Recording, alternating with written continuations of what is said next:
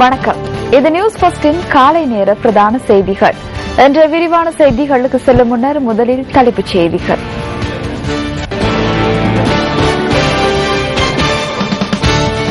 Saudi அரேபியாவில் சட்டவிரோதமாக தங்கியுள்ள இலங்கை பணியாளர்களுக்காக விசேட நடமாடும் சேவை.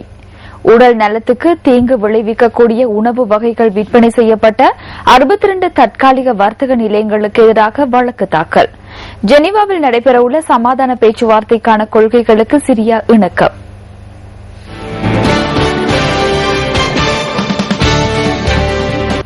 இனி விரிவான செய்திகள்.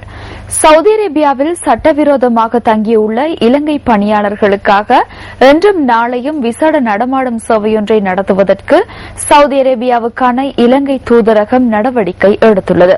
இந்த நடமாடும் சேவையில் குறித்த இலங்கை பணியாளர்கள் நாடு திரும்புவதற்கான தற்காலிக விமான பயணச்சீட்டுகள் விநியோகிக்கப்பட உள்ளதாக வெளிநாட்டு வேலைவாய்ப்பு பணியகத்தின் ஊடக பேச்சாளரும் பிரதி பொது முகாமையாளருமான மங்கள ரந்தனிய தெரிவித்துள்ளார்.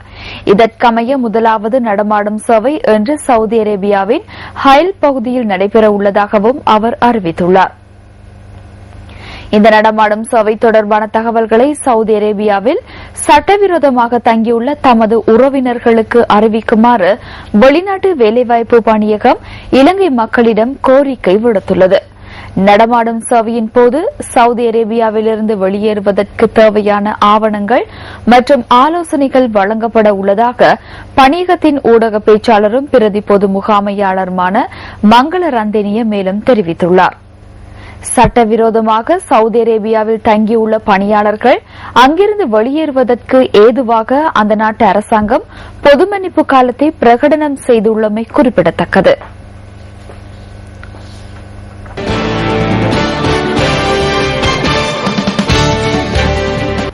தென்கிழக்கு பல்கலைக்கழகத்தின் முதலாம் வருட மாணவர்களுக்கான கல்வி நடவடிக்கைகள் இன்று ஆரம்பிக்கப்பட உள்ளதாக பல்கலைக்கழகத்தின் பதிவாளர் எச். அப்துல் சதார் தெரிவித்தார்.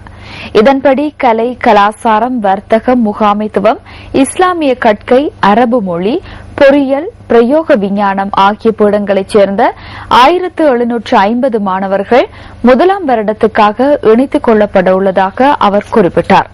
இதேவேளை 4ஆம் வருட மாணவர்களுக்கான கல்வி நடவடிக்கைகள் எதிர்வரும் 3ஆம் திகதியும் ஏனைய மாணவர்களுக்கான கல்வி நடவடிக்கைகள் எதிர்வரும் 10ஆம் திகதியும் ஆரம்பிக்கப்பட உள்ளதாக பதிவாளர் கூறினார்.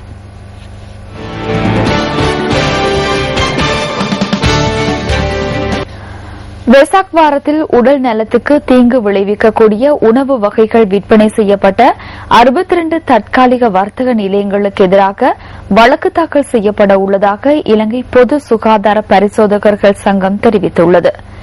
வழிபாட்டு தளங்கள் அமைந்துள்ள பகுதிகளில் மேற்கொள்ளப்பட்ட சுற்றிவளைப்புகளின் போது இந்த தற்காலிக வர்த்தக நிலையங்கள் இனங்காணப்பட்டதாக சங்கத்தின் உப செயலாளர் சி. எஸ். முத்துகுட கூறியுள்ளார். வெசாக் வலயங்கள் மற்றும் முக்கிய வழிபாட்டு தளங்கள் அமைந்துள்ள பகுதிகளில் அமைக்கப்பட்டிருந்த 1451 தற்காலிக வர்த்தக நிலையங்களை கடந்த 3 தினங்களாக பொது சுகாதார பரிசோதகர்கள் சோதனைக்கு உட்படுத்தியுள்ளனர். குறித்த பகுதிகளில் உள்ள தற்காலிக வர்த்தக நிலையங்களை தொடர்ந்தும் சோதனைக்குட்படுத்த பொது சுகாதார பரிசோதகர்கள் நடவடிக்கை எடுத்துள்ளனர். இதேவேளை சுகாதாரமற்ற முறையில் உணவு தயாரிக்கப்பட்ட 813 அன்னதான சாலைகளும் கடந்த 3 தினங்களாக மேற்கொள்ளப்பட்ட சோதனையின் போது கண்டுபிடிக்கப்பட்டுள்ளன. வெசாக் பூரணையை முன்னிட்டு நாடளாவிய ரீதியில் அமைக்கப்பட்டிருந்த 5812 அன்னதான சாலைகளை பொது சுகாதார பரிசோதகர்கள் சோதனைக்கு உட்படுத்தியிருந்தமை குறிப்பிடத்தக்கது.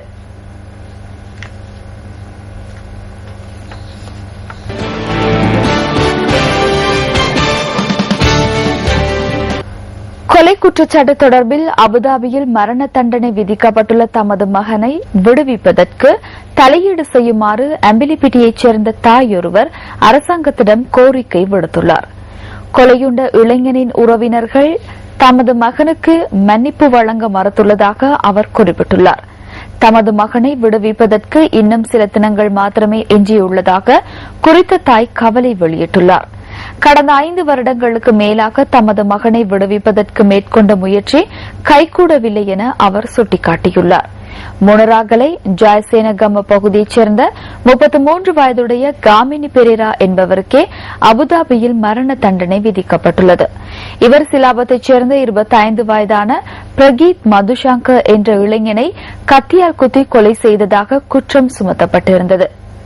இந்த குற்றச்சாட்டு நிரூபணமானதால் மரண தண்டனை விதிக்கப்பட்டுள்ள காமினி பெரேரா தற்போது அபுதாபியில் உள்ள சிறைச்சாலையொன்றில் தடுத்து வைக்கப்பட்டுள்ளார். எவ்வாறாயினும் கொலை குற்றச்சாட்டு தொடர்பில் மரண தண்டனை விதிக்கப்பட்டுள்ள ஒருவர் சார்பில் பாதிக்கப்பட்டவரின் குடும்பத்தாருக்கு குருதி பணத்தை வழங்கும் இயலுமை அரசாங்கத்துக்கு இல்லை என வெளிநாட்டு வேலைவாய்ப்பு பணியகம் சுட்டிக்காட்டியுள்ளது.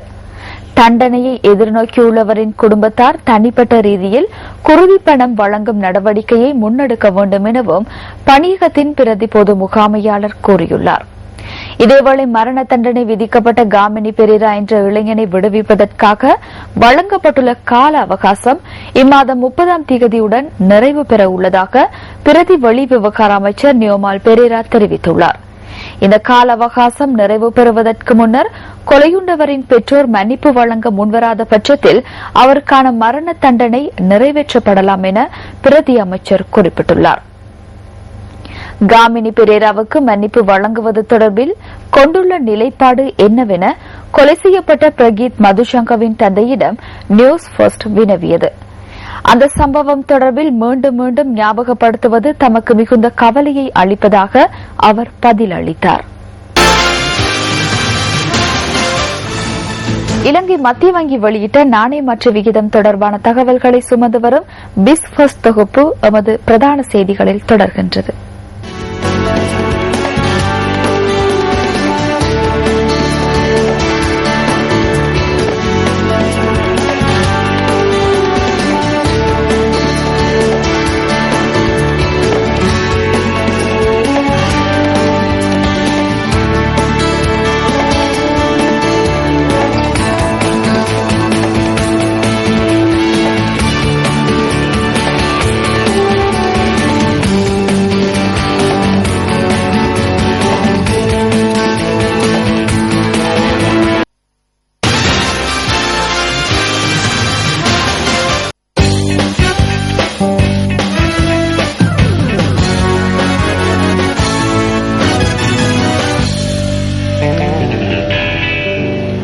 சக வீரர்களை எதிரிகளாகவும் எதிரணி வீரர்களை நண்பர்களாகவும் மாற்றி வைத்திருந்த இந்தியன் பிரீமியர் லீக் 2020 கிரிக்கெட் போட்டிகள் நேற்றுடன் நிறைவுக்கு வந்தன. கொல்கத்தாவில் நடைபெற்ற இறுதிப் போட்டியில் 23 ஓட்டங்களால் வெற்றியீட்டிய மும்பை இந்தியன்ஸ் அணி முதல் தடவையாக சாம்பியன் மகுடத்தை சூடியது. கொல்கத்தா ஈடன் கார்டன் மைதானத்தில் நடைபெறும் இந்த போட்டியில் மும்பை இந்தியன்ஸ் அணி முதலில் துடுப்படுத்தாடியது. டெவான் ஸ்மித் மற்றும் அஜித் டாரே ஜோடி ஆட்டத்தை ஆரம்பித்தது. இவர்களால் முதல் விக்கெட்டில் 4 ஓட்டங்களையே பகிர முடிந்தது. ஸ்மித் 4 ஓட்டங்களுடன் ஆட்டமிழந்தார். தொடர்ந்து டாரே ஓட்டமின்றி வெளியேறினார். மும்பை இந்தியன்ஸ் அணி 16 ஓட்டங்களுக்கு 3வது விக்கெட்டை இழந்தது. எனினும் அதிரடியாக துடுப்படுத்தாடிய கிரான் பொலட் 32 பந்துகளில் 60 ஓட்டங்களை ஆட்டமிழக்காமல் விளாசினார். அம்பாடி ராயுடு 37 ஓட்டங்களை பெற்றார். மும்பை இந்தியன்ஸ் அணி 20 ஓவர்களில் 9 விக்கெட் இழப்புக்கு 148 ஓட்டங்களை பெற்றது. பந்துவீச்சில் டுவென் பிராவோ 4 விக்கெட்டுகளை வீழ்த்தினார். 149 ஓட்டங்களை நோக்கி பதிலளித்தாட களமிறங்கிய சென்னை சூப்பர் கிங்ஸ் அணிக்கு ஆரம்பமே அதிர்ச்சியாக அமைந்தது.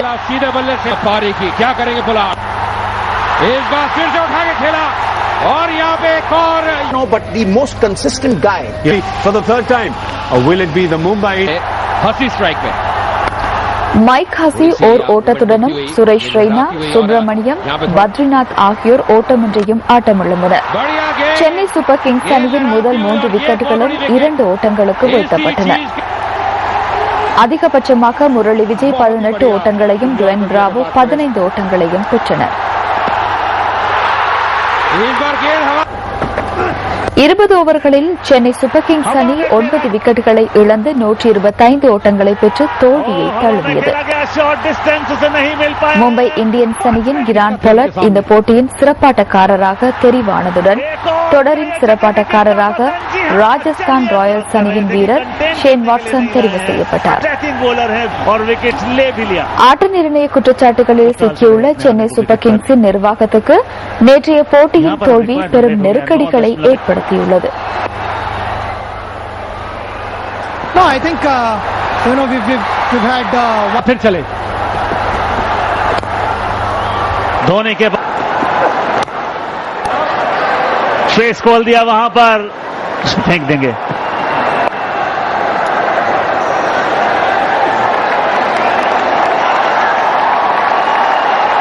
मात्र औपचारिकताएं। 4 रन जरूर मिलेंगे, लेकिन ये मैच जीत गई मुंबई इंडियंस। जी हां, पेप्सी आईपीएल 2013 की विजेता टीम मुंबई इंडियंस। और छठे सीजन में उन्होंने ये जीत दर्ज की है। वो इसका महत्व जानते हैं, वो जानते हैं कि कितनी बड़ी इंपॉर्टेंट जीत है उनकी टीम के लिए ये।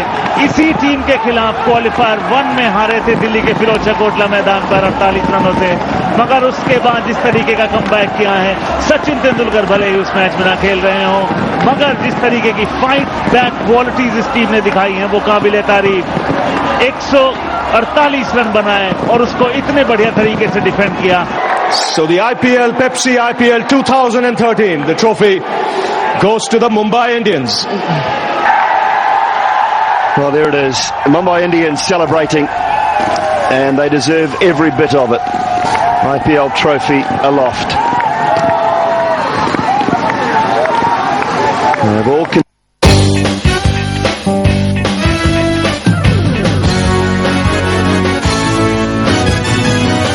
இந்த இனிய காலை பொழுதில் இலங்கையின் அழகிய பகுதிகளுக்கு உங்களை அழைத்துச் செல்லும் டிஸ்கவர் ஸ்ரீலங்கா தொகுப்புடன் நியூஸ் 15 என்ற காலை நேர பிரதான செய்திகள் நிறைவு பெறுகின்றன. நமது மணித்தில செய்திகளை 10:25க்கும், மதிய நேர பிரதான செய்திகளை பிற்பகல் 1 மணிக்கும் எதிர்பாருங்கள். இன்றைய நாள் சிறப்பாக அமைய நியூஸ் 1 வாழ்த்துகின்றது. வணக்கம்.